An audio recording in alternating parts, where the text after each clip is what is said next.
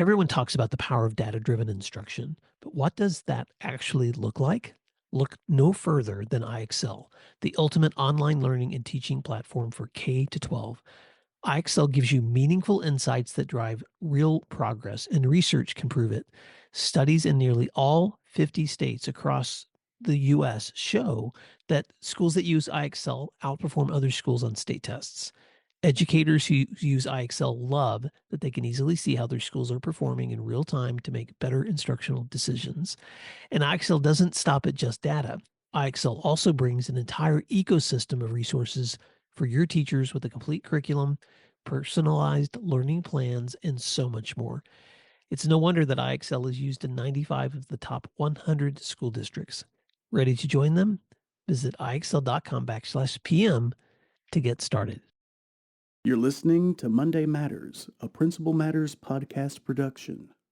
Hi, friends. This is Will Parker back with my co-host, Dr. Jen Schwanke, for another Monday Matters. Jen, it's the end of March when this is coming out, but you and I, full disclosure, are recording this in the middle of March, like when people are going on spring break. I don't know. Are you guys on spring break soon? No, we're late. We still have another couple weeks. We're on the front end of Easter. Yeah. Well, Oklahoma schools have already been celebrating theirs and they've been out. And so kudos to you, whoever's listening, for whatever space you're in right now. You might be in the slog, you might be sitting at the beach, whatever you're doing. I thought this week, Jen, it might be interesting to talk about mindset and why our mindset matters. And this conversation is just one I've been having lately because with some of the groups that I've been working with, we've been talking about, especially in the spring semester, what happens when you start running up against fixed mindsets, your own or other people. And so as a part of some conversations I was having recently, we were looking back at some of Dr. Carol Dweck's work on growth mindset. And man, it's been a long time since she came out with that work. But since then, I think I've come to respect it even more over time because I'm realizing how much I need to revisit some of those principles.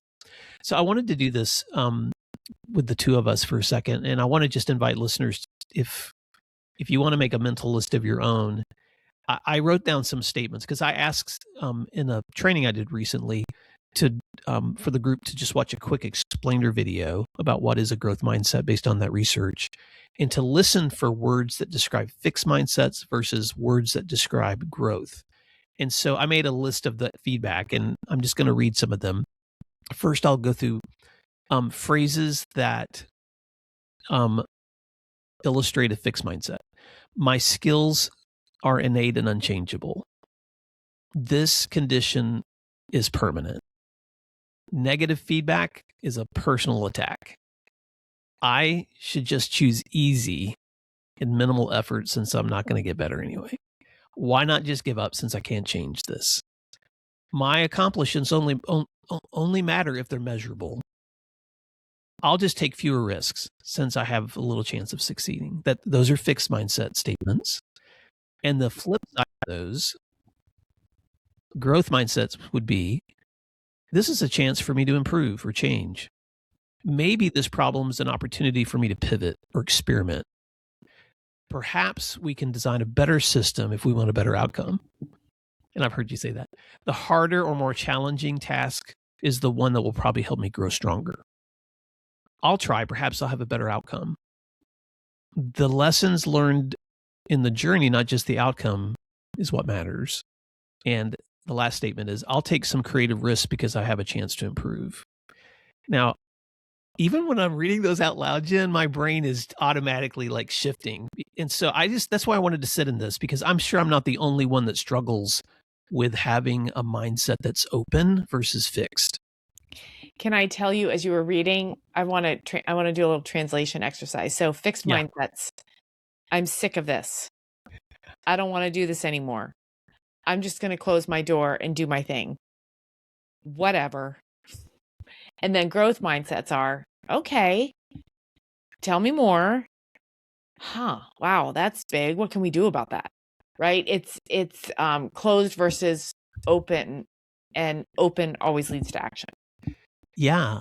And the hardest part for me when I begin to look back at what the research says about growth mindset is, how do I apply it to me first? Because so much of what Carol Dweck's work did was to show that teachers who begin to rephrase the way they talk to students, when, for instance, a student is struggling with math and might say something like, I'm just not good at math. And the teacher's response, because we've all heard that, is, you know what, you haven't figured out how to solve this equation yet, so let me help you. So there's that reframing it of, I heard the fixed, but let me state the growth. And for as hard as it is to think in those ways, the research shows when teachers communicate with a growth mindset, more students embrace growth mindsets, and more learning happens. It's weird to try to quantify something like a mindset, which is what, sadly, we always have to do in education. But here's the tension also that I'm feeling, and I'm just going to try to be as transparent as I can.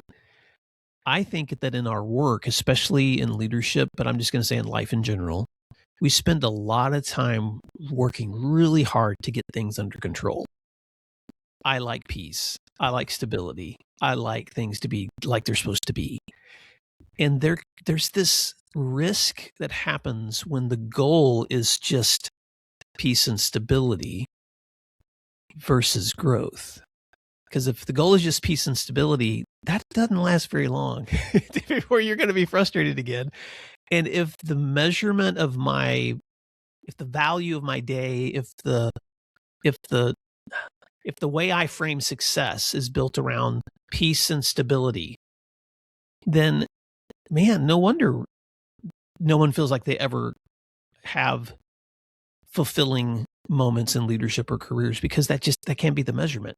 But then I'm saying that at the same time, recognizing like somebody on the other side of me is like, well, that's why I want a spring break. So just quit saying these things, because I would like some peace and stability. And I'm not suggesting that rest isn't important, and that ultimately creating environments that are safe and conducive to learning are important. But I think sometimes I think we can run the risk of putting teachers or students into these weird expectations where we might limit the challenge, or we might put a damper on the creativity, or we might be quick to say no to a new idea because we don't want to risk that messing up the stability thing. I don't know. What are you thinking? Well, that's a weakness I have as a leader. I often will go right to no, because I'm like, oh gosh, it seems like it's going to upend everything. It seems like a lot of work. I'm not sure about the ROI. Do we really need to do this? But if I do say no and it stops right there, then usually that means there wasn't enough energy or passion to go forward. But if people push back and say, no, this could really be cool. We could make some really impressive changes. This is going to be good for kids in this certain way. This is going to be good for the teachers in a certain way. Then I can usually think, okay, this is why coming from a place of no is not healthy. Now, that doesn't mean that we should just go to work and look to change things. There really does need to be a why. But, I'll be the first to admit my growth mindset, I really have to push myself to have that, because I just tend to be like, yeah, we don't need to do that. And that's not good. Yeah, well, that's why I brought it back to this, not because of you, but because of me. Yeah, I brought this back because anytime I visit this conversation, I'm like, oh, okay.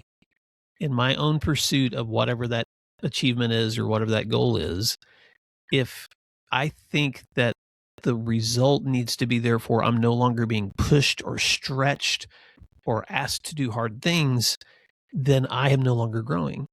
And we both know that no object that stays innate just stays innate. It begins to deteriorate. You're either growing or you're not. And so that's so easy to say, but it's so hard to practice. Let me give you a quick example. And I'm pretty sure I told you the story even recently, but I'm going to say it again because it's coming to mind. But I remember in the spring of one semester, kind of that eagerness, like, oh, we're almost there. And we've got our schedule set and everything's planned out. And a group of seniors came to see me one day in the spring, probably right after spring break. And they were like, hey, Mr. Parker, we have this idea and we wanted to run it by you.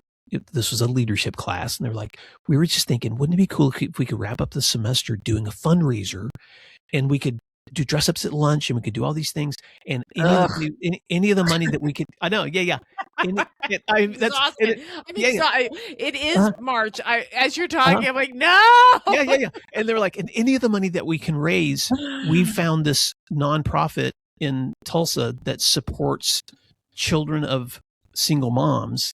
And so we thought we could just donate all the money to that, because wouldn't that be a really cool opportunity to help take care of this group of, and I was just sitting there listening to them going, no, I don't, no, somebody's going to have to organize it, control it. We've already got everything planned out.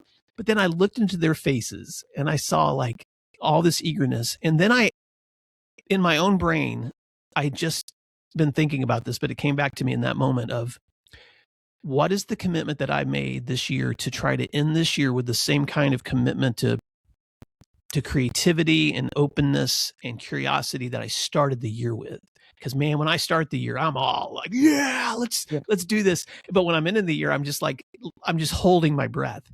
And I just looked at them and said, you know what, guys, if you can show me a plan that's workable, and you guys are all willing to be there and do the volunteering and help collect this, and you've got somebody who's willing to support you, because it sounds like you have a teacher that's got your back, then I'll give you the green light.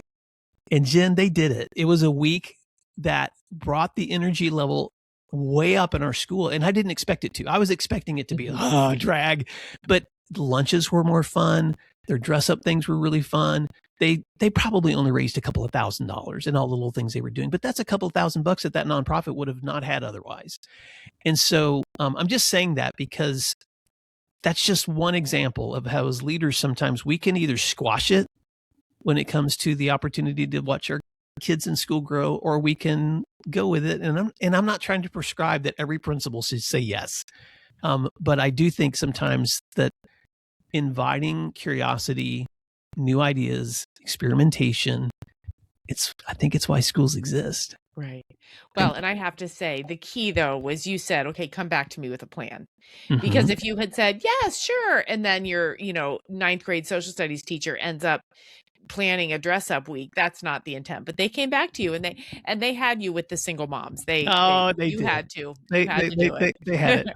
Okay, so let me wrap up by saying these things that for any listeners out there, that you may not want to be stretched any more than I'm already stretching you, but I actually had the opportunity, Jen. Gosh, we're getting ready for our 500th anniversary of the show, and all the way back in 2013. That would have been the first year that I started the blog part of this, before I even started the podcast. I had met Carol Dweck at a conference, and I sent her an email exchange asking her, could I just interview you in the form of an email exchange? I'm going to send you the questions. All you have to do is just write me the responses. And she was so generous. She took the time and wrote out responses to every single one. And so I'm just going to revisit the 6 things that she shared in those responses, and these are abbreviated. 1, if you want a growth mindset, embrace failure as a part of success. Learn to fail early, because failing early often accelerates learning and leads to better outcomes. 2, adopt and model a growth mindset. We have to believe that abilities can be developed through effort and strategies and support from others. If we don't believe that, then we've got a fixed mindset. 3, step outside of your comfort zone. If we're going to grow, we have to take risk and face challenges and stretch beyond what we feel is safe, because otherwise we don't grow. 4, let go of the need to appear smart. A fear of failure limits progress. So we have to prioritize learning over our image. And boy, that's hard. 5, actively seek feedback. And this is probably the hardest of all of them, because none of us want criticism. But asking for honest criticism is one of the most powerful tools to see where we need to grow. And then 6, view success as an ongoing journey. So instead of looking at everything as like the goal is measurement, no, the leadership's not about arriving.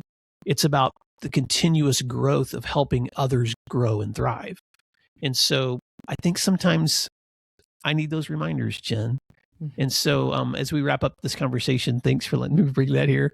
But any other parting thoughts you have as we wrestle with growth versus fixed mindsets? No, my only thought is I think I'm going to be 900 million years old in the nursing home and still struggling with this. It's hard. It's So I don't want anybody to think Will and Jen wake up every morning and like, let's grow. It's hard. It's hard to push yourself. Well, last week, because it feels like spring here, I was out digging in our flower beds, getting them ready for the spring. And, darn it, all those weeds came back. And the only way that those beds are going to be beautiful is for me just to get on my hands and knees, get my hands dirty and start pulling and getting things ready. It's the same thing with growth. Yeah. When your hands feel dirty, when the struggle is real, it's okay to have a little dirt on our face and realize, well, maybe this is an opportunity to grow. So, Principal Matters listeners, I hope as you step into your week, whether it's a week of rest, spring break, or you're just at the end of the semester, that you stay encouraged because your mindset matters. Jen, how can folks stay connected with you and your wonderful resources? Yep. Find me at jenschwanke.com, and there you will find a link to subscribe to my newsletter, Principal Problems. So sign up there and you get a little weekly treat. Yes, you will. And if you want today's show notes and any other resources that come with this podcast, you can check them out at our website at williamdparker.com. Until next time, thanks for doing what matters. Thank you for listening to today's episode of Principal Matters, the School Leaders Podcast. If you enjoyed the show, would you take a moment and like, share, subscribe, or leave us a review? In fact, if you share it out with a friend, even more people can become a part of these conversations. Sign up for our newsletter at williamdparker.com for even more free resources. And don't forget to check out our website to learn more about our books, professional development offerings, Grow Academies, masterminds, executive coaching, and keynote presentations. Wow, let's keep learning together. And thank you for doing what matters. Monday Matters.